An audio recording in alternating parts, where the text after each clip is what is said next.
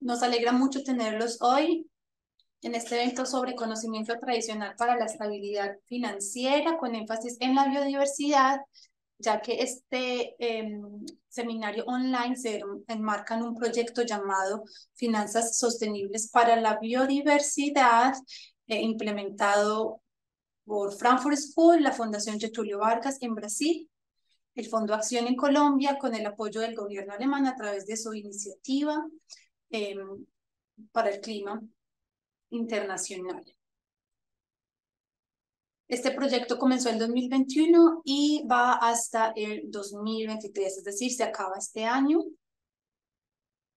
Antes de comenzar, quiero presentarles este mecanismo independiente de reclamación, que es un mecanismo al cual pueden dirigirse los beneficiarios y grupos de interés del proyecto para levantar quejas o reclamaciones que tengan. Pueden hacerlo a través del sitio web o el email, y allí pueden dirigirse cuando sientan que la implementación del proyecto está tal vez agrediendo derechos o se están haciendo cosas como no deberían. Está abierto para cualquier tipo de queja en cualquier momento, y esta información la van a recibir ustedes. Ahora también les voy a mostrar como las reglas generales de esta sesión. Como lo dije al comienzo, pueden dirigirse al canal del idioma que prefieran, español, portugués o inglés. Esta opción la encuentran en la barra de funciones de Zoom. Si durante el recorrido de la presentación tienen preguntas, pueden dirigirse directamente al, a la función de preguntas y respuestas, y ahí vamos a ir contestando sus preguntas directamente de forma escrita, o las recogemos y las resolvemos al final de la sesión si el tiempo lo permite. La grabación estará disponible en YouTube y será compartida con las personas que se han registrado, así como esta presentación que se enviará por correo electrónico. Este proyecto tiene la característica de que se realizan varios eventos para el desarrollo de capacidades, para compartir conocimiento, y se generan además reportes como resultado de las investigaciones que se hacen. Para estar al tanto de qué eventos se tienen, de qué información se está compartiendo, los invitamos a que nos sigan en LinkedIn, donde estamos muy activos también con nuestros socios, y obviamente también a través del sitio web que encuentran ahí. Por ejemplo, el tema del que vamos a tratar hoy y otros temas respecto a finanzas para la biodiversidad van a estar contenidos en un reporte que se publicará en aproximadamente 2 semanas. Entonces, para que estén pendientes de estas redes. La agenda de hoy se divide en 4 partes principales. Comenzamos con la introducción sobre el tema, luego vamos a hablar sobre desarrollo sostenible y el no desarrollo, y cuál es nuestra propuesta conceptual con algunos ejemplos, para después tener un ejemplo muy interesante desde Australia, y al final tendremos un breve espacio para preguntas. Los panelistas que están hoy haciendo parte de este evento: en primer lugar estoy yo, que ya habrán notado, haciendo la moderación.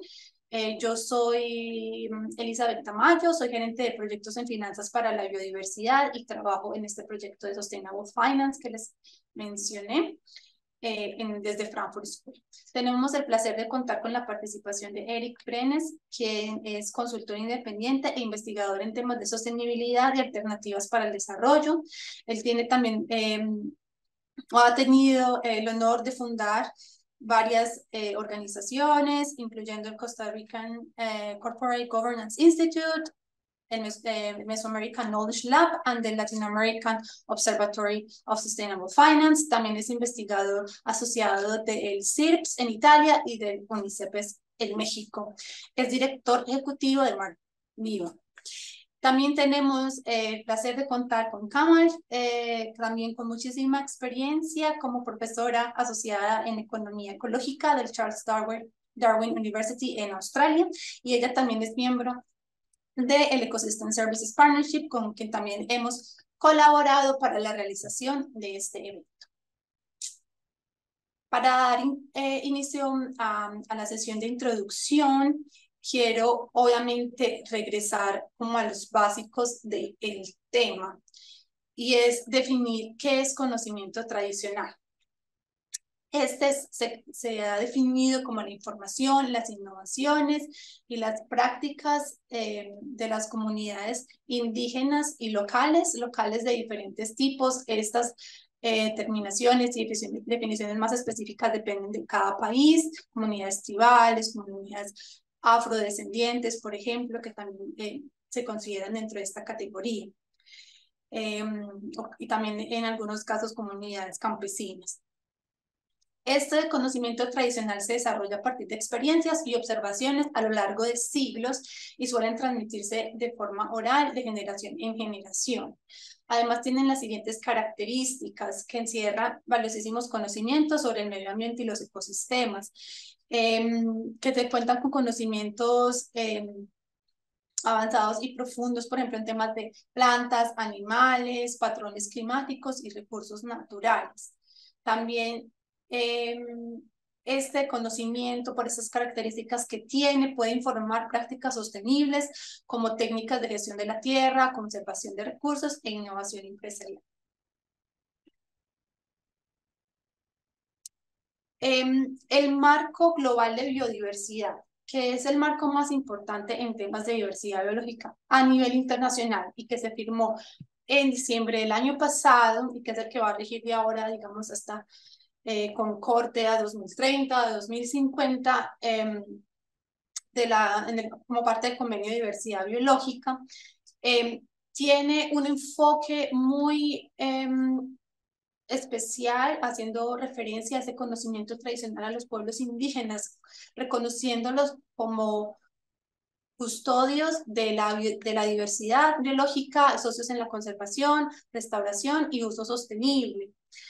El desarrollo que se propone a través de este marco exige que se respeten, documenten y preserven sus derechos y conocimientos, ¿no? Y se invita a que se integren integralmente en las propuestas de desarrollo que los países definan, no solo para alcanzar temas de biodiversidad, pero también para hacer frente a, digamos, a retos como el cambio climático, considerando que cambio climático, contaminación y pérdida de biodiversidad son las crisis ambientales más importantes y urgentes que tenemos en este momento.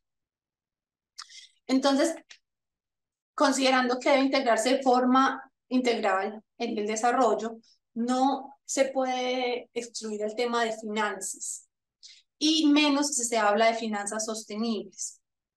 Entonces, a pesar de que las contribuciones del conocimiento tradicional son tan grandes como lo dijimos hace un momento, las directrices en finanzas sostenibles, por ejemplo, estándares de reportes, y algunos de ustedes están familiarizados con esos temas, las taxonomías de finanzas sostenibles o las taxonomías verdes, que son esos catálogos que definen qué actividades se consideran sostenibles, aún no consideran conocimiento tradicional cuando definen criterios de selección.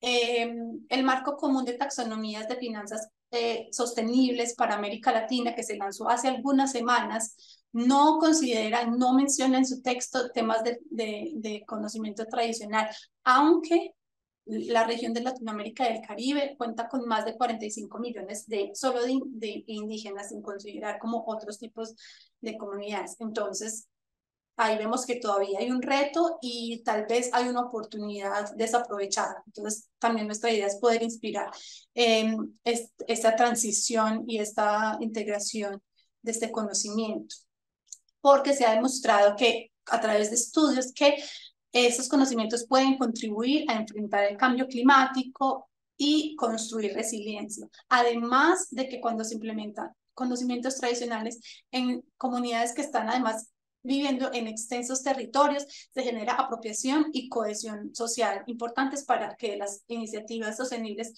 que se emprendan puedan mantenerse en el territorio de forma sostenible.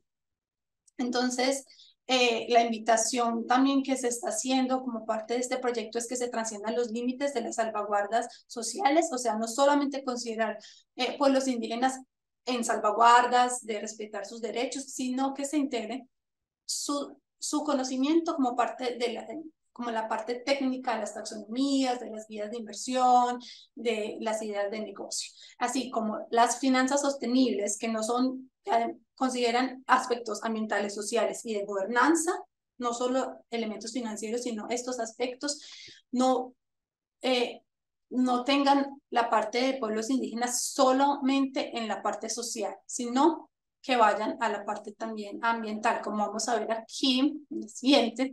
Nuestras preguntas guías tenemos es cómo están considerando las instituciones financieras los conocimientos tradicionales en su agenda sostenible, incluyendo taxonomías, incluyendo las líneas verdes que diseñen para complementar el conocimiento científico. Entonces, la parte A del ASG, que no sea solo conocimiento científico, sino que se complemente y se nutra con conocimiento tradicional. Eso también es un poco la motivación de lo que viene.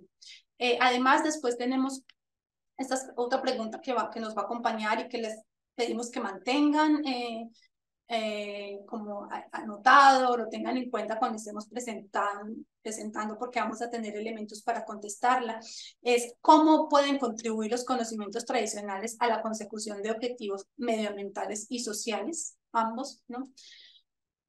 Otra pregunta es cómo se puede generar valor económico a través del financiamiento de prácticas tradicionales, cómo son atractivas para la inversión, cómo pueden entrar a ese catálogo de ideas sostenibles y qué oportunidades de negocio existen inspiradas a través de este conocimiento.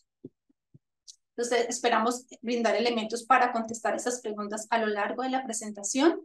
Estas son las referencias de la información que hemos utilizado para esta primera sección introductoria. Y ahora le paso la palabra a Eric, que nos va a hablar sobre desarrollo, tecnodesarrollo y otros temas muy interesantes. Gracias, Eric, por estar aquí.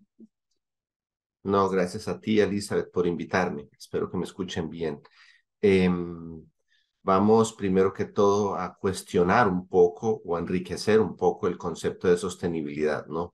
La confrontación teórica está basada en la teoría de la complejidad, en la teoría de sistemas y en la teoría de descolonización que en nuestros países de América Latina es bien fuerte, ¿no? Tenemos que considerar históricamente que sostenibilidad depende de lo que quiere decir ciencia para Occidente, ¿no? Y Occidente, la ciencia, siempre ha tenido ese enfoque newtoniano, positivista, y todavía estamos muy llenos de ese dualismo aristotélico, ¿no? También creemos que es muy importante ir más allá del materialismo histórico, ¿no? Que nos da una perspectiva econocéntrica de todo lo que abordamos. Y otro elemento muy, muy importante que creo yo que limita mucho precisamente lo que acabas de decir, Elizabeth, es que una cosa es tener una propuesta teórica y otra cosa es que esa propuesta teórica llegue a la filosofía política y mucho más difícil aún a la política económica, ¿no? Entonces es bien complicado ese último elemento. La siguiente, por favor. Eh, si analizamos la sostenibilidad desde la perspectiva de la complejidad, pues hay muchos elementos a considerar a nivel local, ¿verdad? Bueno, a los diferentes niveles. Vean que yo en esta pequeña transparencia lo que hago nada más es hablar de niveles globales, niveles nacionales, niveles regionales, niveles locales. A nivel de fincas, por ejemplo, hemos trabajado mucho con ganadería en Costa Rica y reducir el impacto del CO2 por el NAMA. Entonces ahí trabajamos solo en fincas ganaderas y a nivel de sistemas, ¿verdad? Otra cosa que agrega mucha complejidad es las políticas, las leyes, las instituciones y la tecnología. Claramente, gracias, claramente muchos de nuestros estados en América Latina, diría yo, todavía no tienen las instituciones y si las tienen no son lo suficientemente fuertes para abordar el tema de la sostenibilidad. La que sigue, por favor. Y bueno, desde la teoría sistémica, bueno, Occidente o la teoría o la perspectiva, digamos, de materialismo histórico, pues nos dice que sostenibilidad es lo que tenemos a la derecha, ¿no? La pequeña gráfica a la derecha, el diagrama de Bern. Pero si lo vemos, si analizamos ese diagrama desde la perspectiva sistémica, pues nosotros tenemos en la base, en el centro, el sistema económico, ¿verdad? El sistema económico depende de un sistema social, aunque hay algunas teorías económicas que nos hacen creer al revés, pero en realidad necesitamos una base social para que le dé sentido a un sistema económico, ¿no? Y todo esto va, y todo esto depende claramente del sistema biosfera, ¿no? En la siguiente, Elizabeth, gracias. Y bueno, mi experiencia arranca casi que desde el 2008 con una investigación seminal que generó Naciones Unidas. Fueron cerca de, realmente ahorita no recuerdo, pero fueron como 300 investigadores en todo el mundo preguntando a nivel local cuáles eran los principales problemas en sus localidades, y todo se redujo a tres, ¿verdad? A seguridad alimentaria, que por ejemplo hay algunos países donde es ofensivo hablar de seguridad alimentaria, se habla más de soberanía alimentaria, ¿verdad? La degradación ambiental, que puede acabar con nosotros o está acabando con nosotros. Por ejemplo, ahora estoy viendo la contaminación marina aquí en la Asamblea del GEF en Vancouver, y la contaminación marina es terrible. Y después las diferencias socioeconómicas, que recordemos que las fuertes diferencias socioeconómicas fueron lo que disparó la creación de organismos internacionales al final de la Segunda Guerra Mundial para que esto no volviera a pasar, ¿verdad? Y las soluciones pues venían muy enfocadas a nivel local, ya que a nivel local es donde más fuerte se perciben esos problemas. Es donde están los pueblos originarios, a mí no me gusta decirles indígenas, los pueblos originarios, es donde están los agricultores, donde están los afrodescendientes. Ahí es donde se perciben más los problemas, ¿no? Hay una mayor interacción entre actores e instituciones cuando hay instituciones, pero los actores están ahí, ¿verdad? Y su perspectiva, su propia perspectiva, nos enriquece, ¿verdad? El que piensen diferente nos enriquece. Después, a nivel local es donde vale realmente, donde hay legitimidad y credibilidad sobre cualquier cosa que llevemos, ¿verdad? Y también es donde hay una mayor flexibilidad y más iniciativa para los proyectos que podamos proponer. La foto que ustedes ven a la derecha es un curso que estábamos dando online en plena pandemia en el sur de Colombia, donde estábamos ayudando a esta asociación a crear un medio de intercambio. En algunos lugares les dicen moneda alternativa, a mí no me gusta usar esa palabra, pero un medio de intercambio para que ellos puedan distribuir su riqueza sin utilizar tan siquiera la moneda nacional.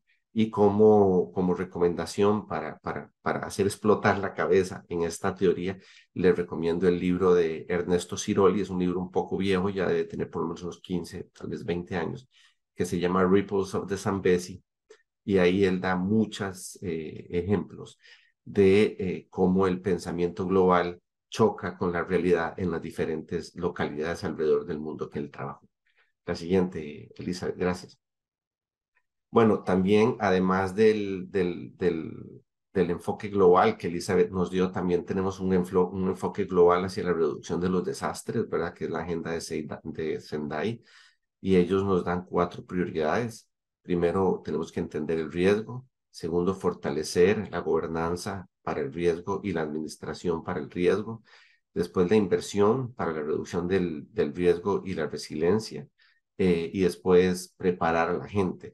Ahora, en la tercera, para mí es claro, trabajando a nivel local, incluso en algunas partes del sudeste asiático y América Central y la región andina, que no tenemos los instrumentos para invertir en la reducción de los desastres y la construcción de resiliencia. No tenemos ni siquiera las capacidades a nivel de los estados, mucho menos a nivel de gobiernos locales, ¿verdad?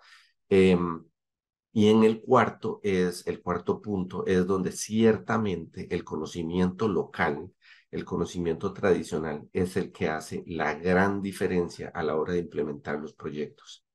La siguiente, Elizabeth, por favor. Y bueno, esta es una gráfica muy conocida, creo que ya le he dado varias vueltas al mundo, ¿no? Es la forma en que el cambio climático está afectando a la matriz financiera. Una vez más, esto es un enfoque global, esto habría que ajustarlo a cada uno de los países. Por ejemplo, en mi país, en Costa Rica, Sabemos que las lluvias, cada vez que hay temporada de lluvias, pues hay que reconstruir carreteras, hay que reconstruir comercio, entonces ahí hay un efecto que tenemos que estudiar específicamente. En otros lugares del mundo serán, por ejemplo, las sequías que generan incendios y eso ahí hay un efecto. Entonces, realmente ese conocimiento local para abordar esos efectos es realmente esencial y ahí es donde no está llegando el financiamiento. Adelante, Elizabeth.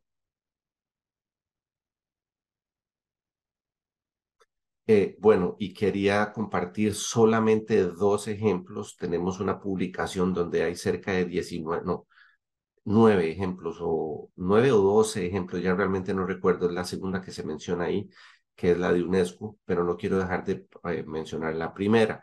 La primera la hizo FAO, fue mi gran referencia a nivel, digamos, para fundar el Laboratorio Mesoamericano del Conocimiento. FAO tenía cerca de 20 años de estar lidiando con la reducción de la productividad en el gran secano centroamericano y no lograba, con la ciencia occidental no lo lograba y conoció o entendió esta práctica ancestral maya que se conoce como Kunsur Rum, ¿verdad? Y la aplicó a algunas partes y en cuestión de tiempo, 2 o 3 cosechas, empezó en los niveles de productividad a aumentar. Dependiendo, hay 2 o 3 estudios, hay unos que hablan del 27% de aumento, hay otros que hablan del 31%. El tema es que en realidad la productividad de alimentos se disparó en una zona donde había mucha inseguridad alimentaria. Y bueno, en el reporte de UNESCO, yo identifiqué, financiado por FILAC y UNESCO, por el Fondo Indígena Latinoamericano, yo identifiqué de las 900, casi 1000 comunidades de pueblos originarios que hay en América Latina, pues identificamos algunas prácticas de conocimiento ancestral para reducir riesgos climáticos, ¿no? Y esto, la referencia bibliográfica es la que tienen ustedes ahí a la derecha, pero creo que Elizabeth dio mucho más referencia bibliográfica al inicio. Y sin embargo, quería comentarles que una de las que más nos gustó, ustedes imaginarán que hacer un reporte de esta naturaleza pues requiere mucho levantamiento de información primaria. No son reportes en el sentido, digamos, estricto académico, pero sí, digamos, tiene buenas referencias, está bien estructurado. Entonces, al final de las 19 o 20 actividades que identificamos, pues al final hay que reducirlas a las que se tiene mayor información, más allá de lo que se pueda levantar de las fuentes primarias. Y el ejemplo que realmente nos asombró fueron los pueblos misquitos en la región autónoma del norte del Caribe nicaragüense, porque estos pueblos que son pesqueros, cuando identifican que un pequeño molusco se esconde muy profundo, esa es una previsión de que va a haber una tormenta, ¿verdad? Entonces ya ellos saben que hay una tormenta y tratan de regresar pronto a la orilla, ¿verdad? Pero si además, cuando ellos regresan a la orilla, además ellos ven ciertas aves acomodándose en árboles mucho más adentro de la orilla, pues entonces esta combinación de bioindicadores les orienta a que la tormenta va a ser mucho más fuerte de lo que ellos podrían prever, ¿no? Entonces, muchos de ellos incluso hasta meten los botes en tierra adentro, los anclan y todo. Este tipo de conocimiento es el que nos va a permitir, es conocimiento empírico, digamos, no es ciencia en el sentido occidental de la palabra, pero ciertamente, digamos, es conocimiento que nos rescata a todos, nos salva a todos, ¿no? No sé si ustedes se enteraron, el fin de semana hubo un referéndum en Ecuador para no explotar el petróleo en un parque nacional que es 3 veces el tamaño de Costa Rica por el respeto a los pueblos originarios que hay en esa zona. Y mucha gente dice que este es un gran éxito, un gran logro para los pueblos originarios.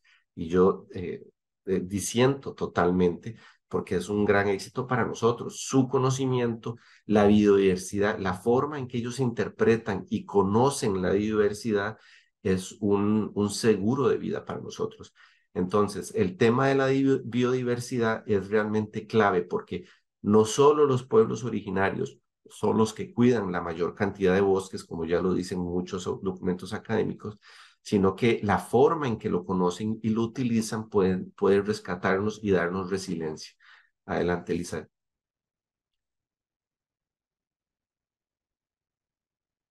Y bueno, en el tema de las oportunidades, pues ahora está muy de moda en los últimos años. He visto en los últimos 2, 3 años el tema de las finanzas para la sostenibilidad han avanzado más que en los últimos 20 años de trabajar. Que lo he visto avanzar más en 2, 3 años que en los últimos 20 años de trabajar en desarrollo sostenible en América Central, en Tailandia, Vietnam, Camboya y en los Andes.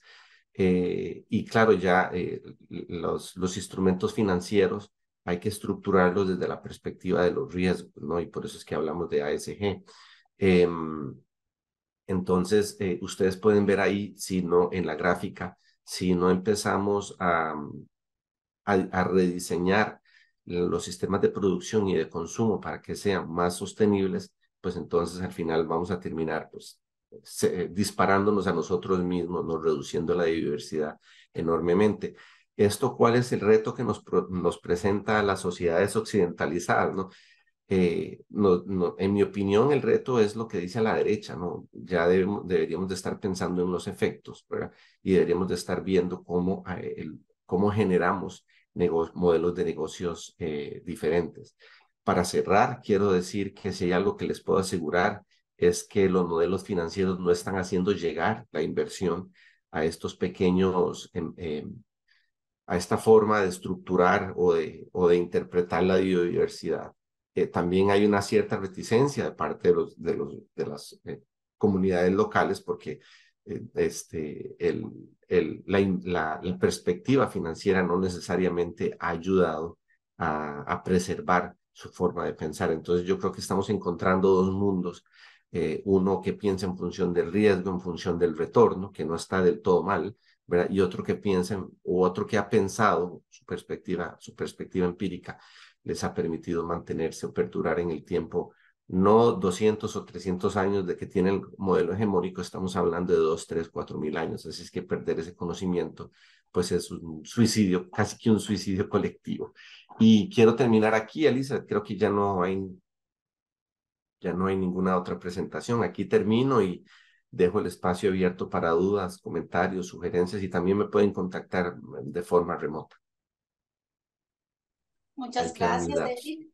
Muchas gracias. Y si las preguntas las pueden ir dejando en la parte de preguntas y respuestas, también sus apreciaciones, no las pueden dejar en esa parte de Zoom. Ahora vamos a dar la palabra también para traer otra perspectiva de otros ejemplos desde otra región del mundo con Kamar. Kamar, muchas gracias. Sabemos que es muy tarde, medianoche en Australia. Muchas gracias por hacer el esfuerzo para unirse a esta sesión. Thanks, Elizabeth, and thanks, Eric, for laying the foundation and setting the scene there. So I'll straightway jump into it. Hope you can hear me all well. Great. So I'll straightway jump into it because we don't want to hold on for too long, and I'll try to be quick. So my talk, if I can go to the topic first, the first slide, please, Elizabeth. So it's applying, just carrying on from what Eric has been saying, that how can we have these hybrid systems where we can apply the traditional knowledge from indigenous peoples and local communities and develop the financial systems that are sustainable and that deliver us sustainable outcomes for enhancing human well-being. So I'll give a brief, just talk about this one example, but there'll be plenty of references that people can go through. Yes, please. The next slide. So overall, I'll give an overview of these emerging payment for ecosystem services kind of opportunities with an example from Australia, and then the opportunities for other people in other tribal communities. And what are the benefits of developing these sustainable finance systems like payment for ecosystem services? And what are the challenges? I'll briefly touch on that. Next, please. So, as Eric said, over the last few years, especially the recent couple of years, there have been quite big advances in terms of progressing these nature-based solutions, nature-based economies, nature-positive economies, and this push has been coming with a significant number of reports. The State of Finance that's been released by the UNEP, the United Nations Environmental Program, and a very wonderful report that has been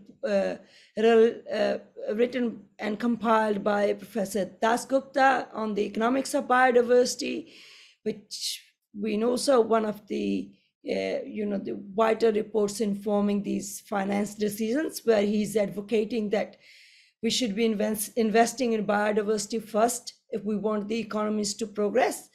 And another one on financing nature by TNC and others. Next slide, please.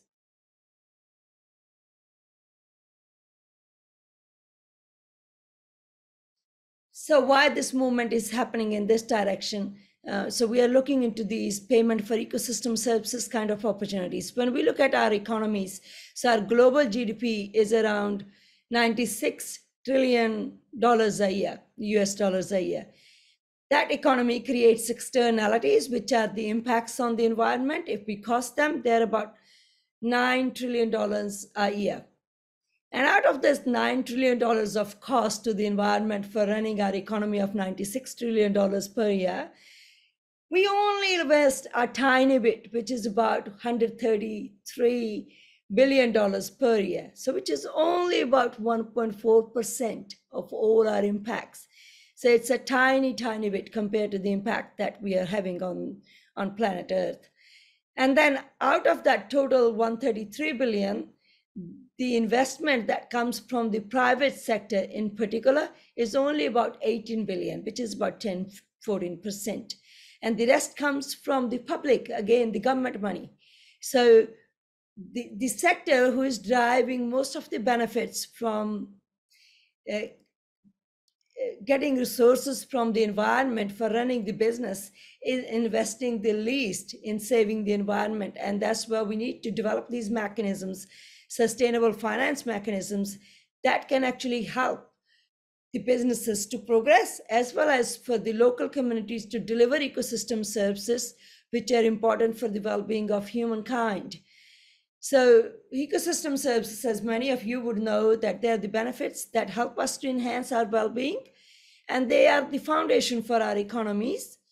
And because of this pressure and understanding, there is a lot more now, demand for finding these nature-based solutions. So one of those nature-based solutions that I'm talking here, they're about payment for ecosystem services mechanisms or systems that are like a vital tool to facilitate and enhance production of ecosystem services so that they can help continue with our economies and our well-being in the future.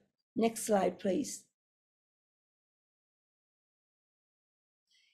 So I want to just make a little note that what usually we perceive about PES is like a market tool, but actually PES, payment for ecosystem services mechanisms, are much more than that.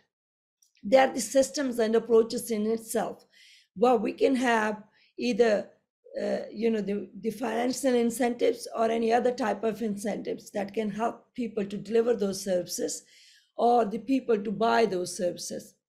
These are kind of the mechanisms, the kind of frameworks that can help people to carry on those transactions.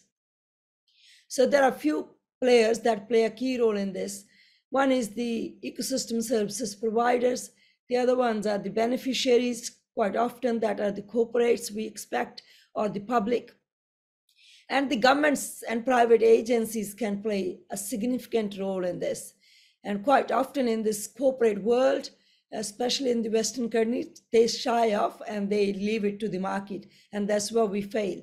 And we need to push our governments more and more in this space to be responsible and designing the responsible policies that enhance well-being of all citizens. Next slide, please. So coming to payment for ecosystem services from indigenous peoples and local communities perspective.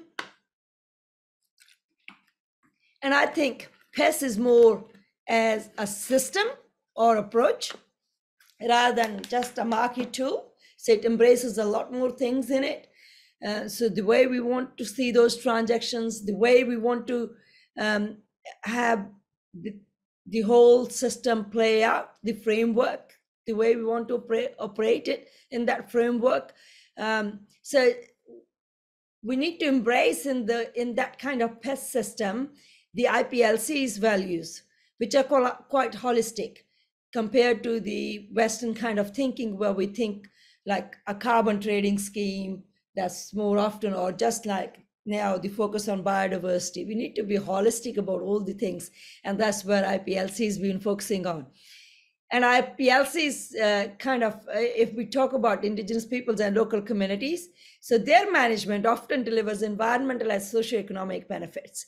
So it's our finance system or our way of accounting in economics that fails to account for those systems. So our economics is not up to that level of understanding. So we need to develop or understand the economy that operates at indigenous people scale, and if we interpret that correctly, whether we interpret it in dollar values or non-dollar values, then we will understand what it means to be sustainable. So until we get there, we fail to understand the proper definition of what is sustainable. And that's why so far we've been looking into this, one aspect in a very silo kind of approach. What we call silos is like, those grain store buildings where we just think about one thing at a time. And this has been happening for the last few decades. We thought about climate change first, and now we're thinking about biodiversity and then water. There are those kind of phases comes when the international and national agencies target one thing or the other. But if you talk to any indigenous people or local communities people or tribal people, they will explain you the whole cycle, the whole set of values. And this is pretty much embedded in each and every tribal system. And we need to kind of understand that if we want to run our economy sustainably.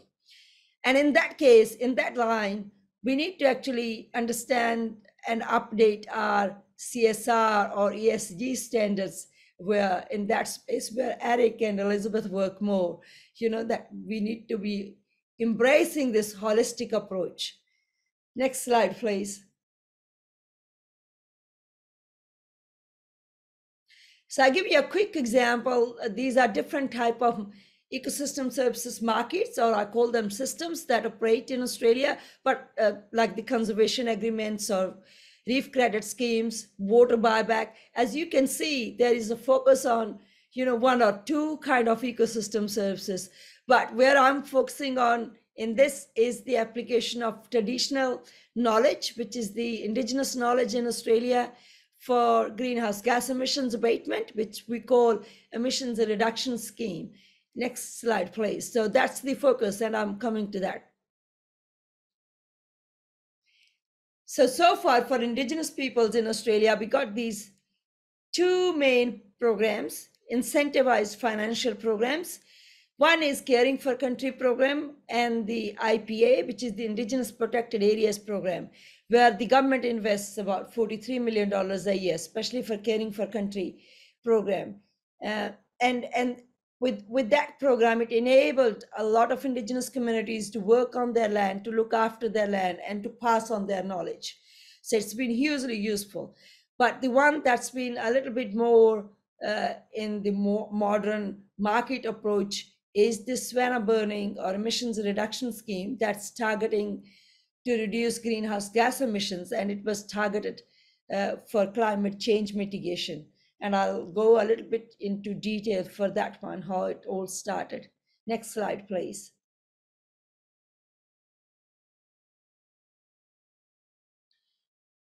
We can probably skip this one, but Indigenous Protected Areas program is a huge one in Australia. It covers about 50% of our reserve system, which is about 87 million hectares of land. And there are about 82 those indigenous protected areas managed by the indigenous people in their own way. They got their own plan. So they look after their own lands in their own ways. And it has offered jobs on country, enhanced people's well-being. There are lots of benefits. So it's a very holistic way of enabling people to look after their country. So country, if I say that term in this webinar, means traditional land or Aboriginal land, that people have got their traditional connections to that clan land. And it's a common term used by Aboriginal people in Australia. Thanks. Next slide, please. So this carbon credit scheme is the main one that I wanted to focus on. I thought that may be of interest for this group. And this scheme is mainly focused on mitigating greenhouse gas emissions from different activities. There are about 35 different activities that this scheme recognizes and issues credits for. But one that has been very useful for the Aboriginal people in Australia, especially in Northern Australia, is what we call savanna burning. So that is involving Indigenous fire management on their land in their own way. So applying that their traditional knowledge, people manage the fire. I'll explain that in the coming slides. And that technology, that kind of methodology is registered by the Australian government under this savanna burning methodology, where people can claim carbon credits. So each carbon credit is equal to mitigating 1 ton of greenhouse gas emissions that can deliver you about 17 Australian dollars. So next slide, please. So in Northern Australia, we had this big issue of wildfires, especially those wildfires happen, all those red, purple, yellow areas that you see in this map, they get burned almost every second year. So it's a huge area. So most of this yellow area up, I don't know whether you can see my arrow, this is savanna country, the top part. It's about 1.9 million square kilometers. Huge area, top part of Western Australia, which we call the Kimberley, top part of the Northern Territory, and I'm up here somewhere, and top part of North Queensland, which is Northern Queensland. So all this area gets burned quite regularly. And the wildfires from this area, they emit about 4% of greenhouse gas emissions of our national inventory. So it became a big issue for the Australian government once we signed the Kyoto Protocol.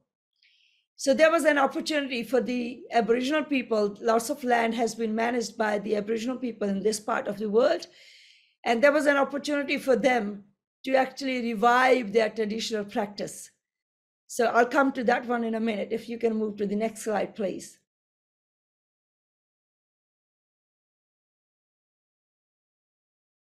So this is how the wildfires were looking like just in the previous slide. So this burning is a traditional practice where Aboriginal people, they practice their traditional knowledge and skills over thousands of years.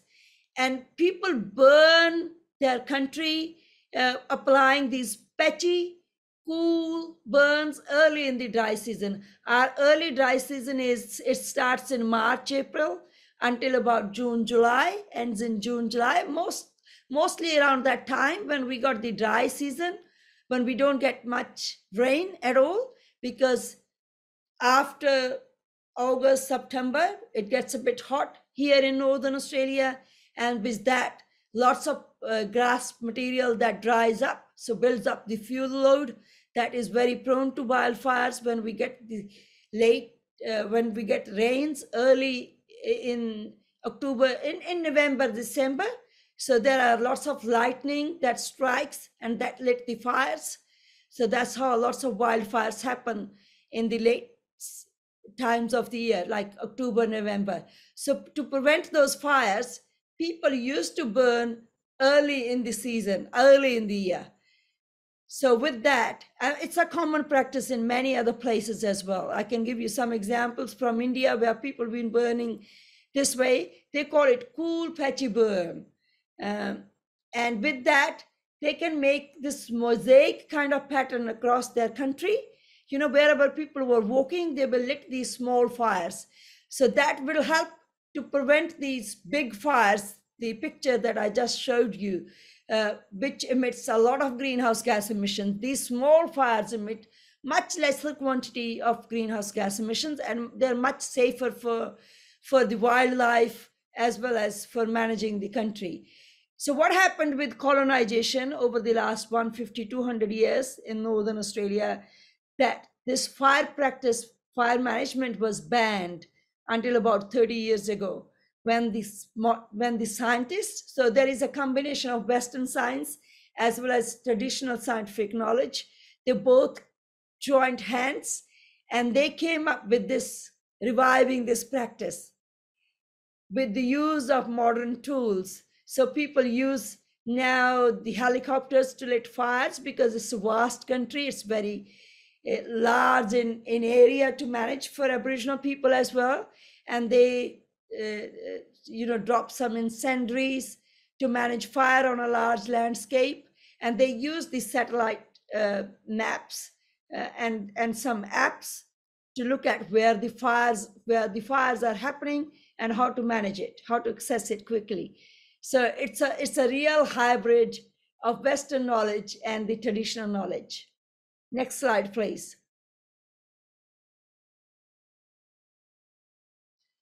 So the story how Australian government recognized this once they signed Kyoto Protocol in 2008, and there was an international pressure and then the national pressure, and that's how this savanna burning methodology got recognized in 2012. So the carbon credits that came from mitigating wildfires by managing fire early in the dry season, they got accredited under that Australian carbon credit unit.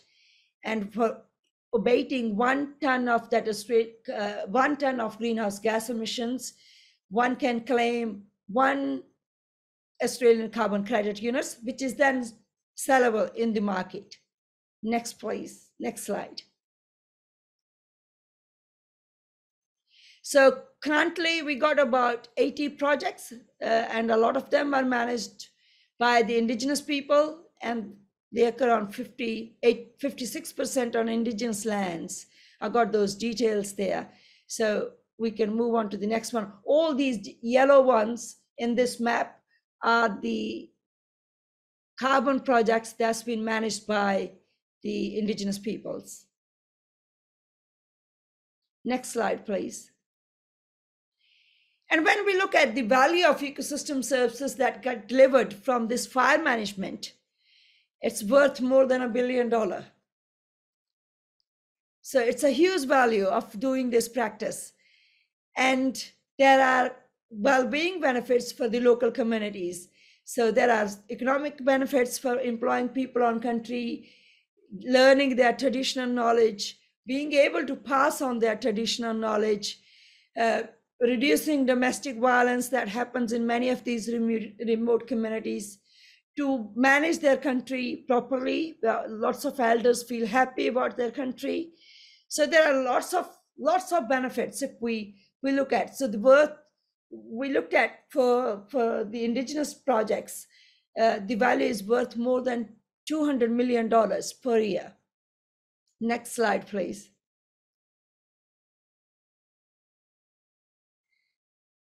So across all those Indigenous projects, there are about 650 ranger positions. So lots of jobs got created because of this carbon economy. And it's about $100 million worth of economy. And as I said, there are lots of socio-cultural benefits. People are able to fulfill their cultural responsibilities. They're able to perform their ceremonies on country. And it helps people to build up their capabilities. One of the topics that I'm very fan of when we talk about Indigenous land management, Indigenous people working on their country, It's about building their capabilities, utilizing their capabilities, and we need to recognize that like any formal capability that we develop in these formal settings. Next slide, please. So as we all discussed before, a lot of these things also tick a number of United Nations led those sustainable development goals. So for offering jobs on country, for delivering well-being benefits, for having a well-managed country where the water bodies look happy, the country looks happy, the wildlife is happy, there are decent work opportunities for people. Most importantly, there are meaningful work opportunities. That is the kind of work that people want. And it delivers us those ecosystem services for many of us, whether they live in Australia or anywhere across the globe, for mitigating their climate change and managing biodiversity. Next slide, please. So one of the things that I'm very keen is that to promote this two-way relationship in these ecosystem services systems, that whenever we talk about these payment for ecosystem services systems, we need to think about holistic pathways between people's well-being and their management of land systems or sea systems or water systems, whatever country they belong to. And in this whole two-way relationship, culture, norms, and ceremonies, they play a key role. And those culture, norms, and ceremonies are linked to people's capabilities, which I call people's knowledges and skills. Without that knowledge and skills, people won't be able to manage their country. So they have to have those capabilities, and we need to recognize those capabilities. And that enables people to manage country and enhance their well-being. Next slide, please. I think I'm about to finish. Another example of this is this global biodiversity hotspot in Western Ghats, where indigenous peoples do similar kind of practice but need a lot of support. So it's a beautiful landscape where people are living in these small kind of villages. You can see a little tiny spot within the Western Ghats. Next slide, please, Elizabeth.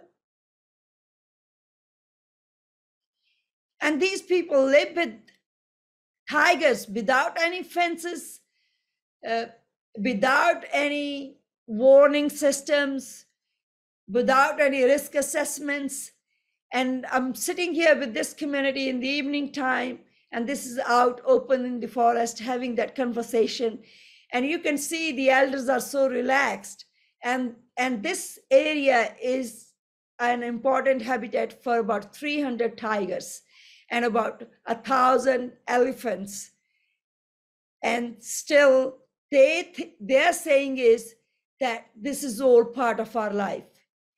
Despite this, this community, especially in Western Ghats, the name of this community is Soligas, they have faced strong pressure from the governments to evacuate that place.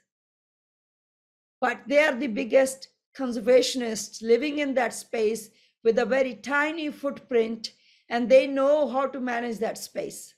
And so we need to, I wanted to bring in this kind of conversation that there are many communities like this where we need to recognize their people's skills and knowledge. And we need to apply that in our systems of thinking. Thanks, Elizabeth. Next one, please.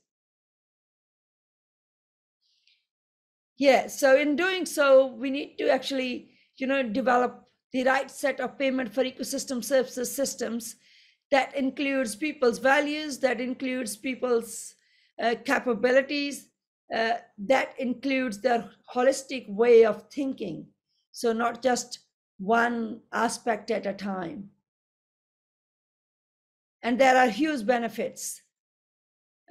But developing these payment for ecosystem services kind of systems in that way is not easy. There are lots of challenges. We need to think outside the box, especially beyond the typical market approach. We need to embrace people's values in designing these mechanisms. We need to be inclusive of their value system. We need to recognize their capabilities. And we need to also think about holistic outcomes, not just one thing at a time, like biodiversity or climate change. We need to be focusing more on nexus elements, how biodiversity, climate change, water, land, all the systems link together, including people within that system. Thank you. Thanks very much. Any questions, I'm happy to answer.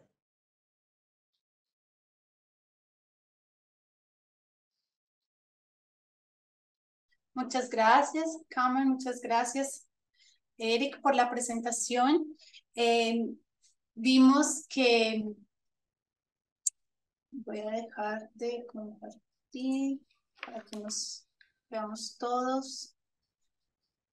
Ya no ven más mi pantalla, ¿cierto?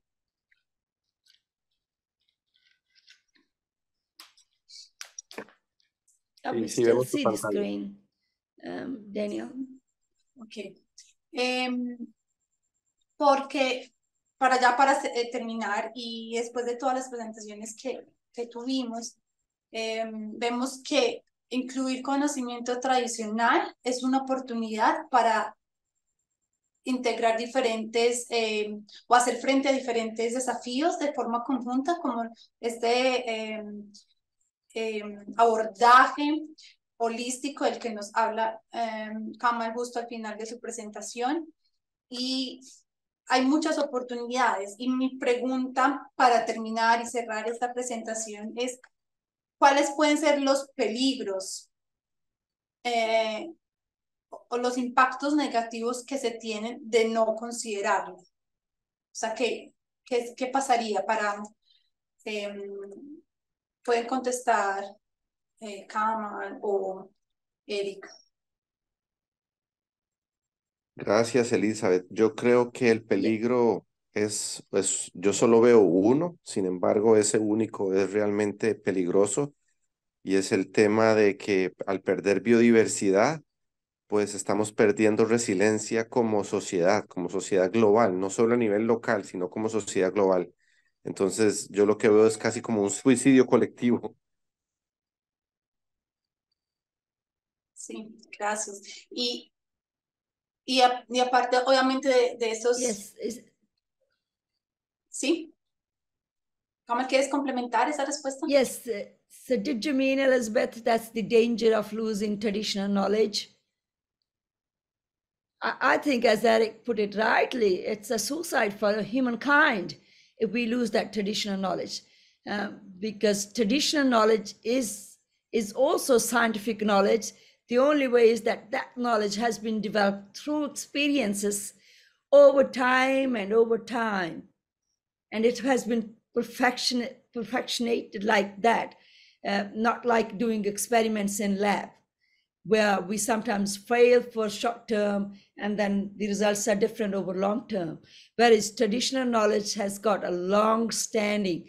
We just need to understand it. We just need to look at it from a very holistic perspective, and probably to do everything, how can we preserve it, so that we can save most of the systems that are surviving to date. And as many of us would know, that a lot of biodiversity, I wouldn't put the number in that World Bank has been putting some, but most of the biodiversity has been preserved on indigenous lands so far. And in doing so, one of the main thing is that it is the application of traditional knowledge, which I say is people's capabilities. So we need to equate those capabilities to the Western knowledge and skills that we get in schools, in universities, just a short period of time span. But these people are getting it, being out on country, learning on country, being there, seeing it, feeling it, hearing it. So if we don't do that, it is a suicide for all of us. Gracias, Kamal. Y tenemos en el chat, en la sección de preguntas y respuestas, dos preguntas para ti, Kamal. Una, si las estás viendo, sobre cómo se seleccionan. I'm seeing them. Ajá. Si nos quieres ayudar con esas respuestas para terminar, por favor. Yes, so I'm just reading the first one, which is about carbon credits in Australia, who selects, decides which activities are eligible. So that's the Australian government. So we got about 35 activities, including revegetation, landfill management. There are lots of activities. So soil management, pasture systems, a range of them. How it was ensured that traditional knowledge was integrated in the, especially for this savanna burning methodology, which is one of the 35 methods. For this one, it was our team at Charles Darwin University at the Darwin Center for Bushfire Research, which I'm part of, proudly saying that. The group worked with the traditional owners for the last about 20 years or so to formulate that methodology. So it took a long time to do that. Thanks. And I'm going to the next one. One question is how to map price effectively and effectively build a business model based on those traditional practices. Is there a framework one could follow when applying this in its respective country? I think those frameworks need to be very specialized, very localized. I don't think so there is a common business model that could apply how to integrate those traditional practices. We are trying to do one in Northern Australia, especially the pest system, as I said. And we are developing that with the elders, working with them. But I'm not aware of any such model that's available out in any kind of national or global studies.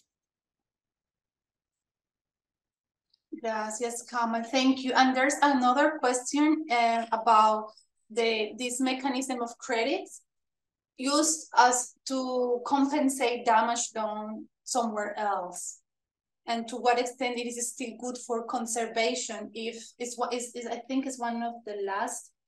Is the last question we have there, whether you think it is still adding some value to conservation if these credits are used for compensation.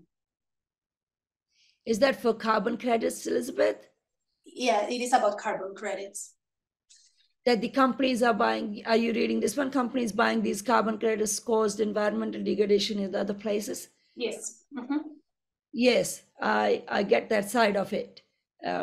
But I think in that space, cap should work, which Australian government is going to implement soon. And it has been implemented in the recent legislation. So if we got the cap system, I think that can help to minimize, it won't totally reduce that problem. It won't totally avoid that problem, but it can help to reduce that problem. But the other side of the coin is at least having that cap, as well as that obligation to mitigate greenhouse gas emissions through carbon credits, at least help some communities to do something. If we don't have that, then we are letting those companies get away in their way. So in a way, it's somewhere better than where we were before. Thank you very much, Kamal and Eric. We hope we have answer your questions, and at least, like these are very complex topics, and sometimes you have a point of view and a perspective to it. But we hope we have inspired you to keep going deeper into these topics. You will receive the materials, and you can explore the references we have there, and you can, of course, contact us. You have the information from Kamal, Eric, myself, and follow the project and see, and we hope we can keep building knowledge together. So, muchas gracias a todos por la participación. Van a recibir el material. Muchas gracias, Kamal. Ya puedes ir a dormir. Es muy tarde, sabemos. Unos ejemplos muy interesantes. Eric, comenzando el día en Vancouver. Muchos éxitos con el trabajo que se está haciendo allá con Jeff. Y saludos a todos. Nos vemos pronto. Gracias. Thanks very much. Thanks, Elizabeth. Thank you, everybody. Bye. Good morning. Bye. Sleep well. Bye. Bye. Bye-bye to everyone. Hi, Eric. Bye, Eric. Good luck. Thank you. Thanks, Elizabeth, for organizing this. Thank you for Bye. joining. Bye. Bye.